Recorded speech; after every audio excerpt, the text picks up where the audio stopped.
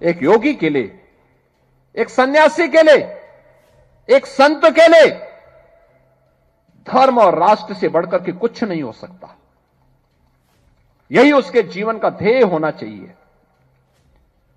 उसकी व्यक्तिगत प्रॉपर्टी कुछ नहीं होती, धर्म ही उसकी प्रॉपर्टी है, राष्ट्र ही उसका स्वाभिमान है। अगर कोई राष्ट्रीय स्वाभिमान को चुनौती देता है तो हमें खुल करके उसके सामने आकर के खड़ा हो जाना चाहिए, उसकी चुनौती का मुकाबला करने के लिए खड़ा होना चाहिए। कोई धर्म के खिलाफ आचरण करता है, क्योंकि ऐसे तमाम कालनेमी होंगे जो धर्म की आड़ में सनातन धर्म को कमजोर करने की साजिश रच रहे होंगे। हमें उनसे सावधान होना होगा, उनसे सतर्क रहना होगा।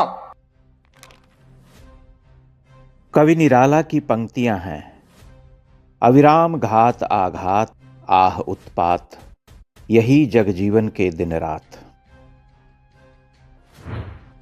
भारत की वर्तमान दशा ऐसी ही है। आप आंखें खोल कर देखिए, घात आघात और उत्पात हो रहे।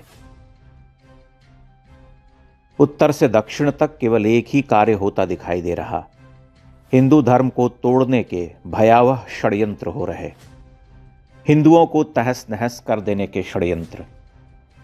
अगड़ा पिछड़ा, सवर्ण अवर्ण, ब्राह्मण ठाकुर दलित, यही हो रहा।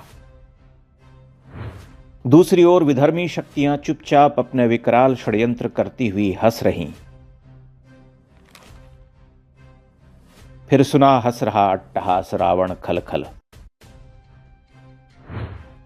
कोई कहता है तीर्थ नहीं कर पा रहे तो दलितों और कथित पिछड़ी जाति की बेटियों का भोग करो, तुम्हें तीर्थ करने का फल मिलेगा, ऐसा उनके धर्मशास्त्र में लिखा हुआ है। इस जाति के साथ सहवास करने पर ये तीर्थ का फल मिलेगा, इसके साथ ये सहवास करने पर फलाना तीर्थ का मिलेगा, इसको ये करेगा। तो अब वो नहीं जा पाता उस वहां तीर्थ को, तो घर बैठे विकल्प क्या दिया गया है, घर बैठे इनकी औरतों को पकड़ करके सहवास कर दो तो फल मिल जाएगा।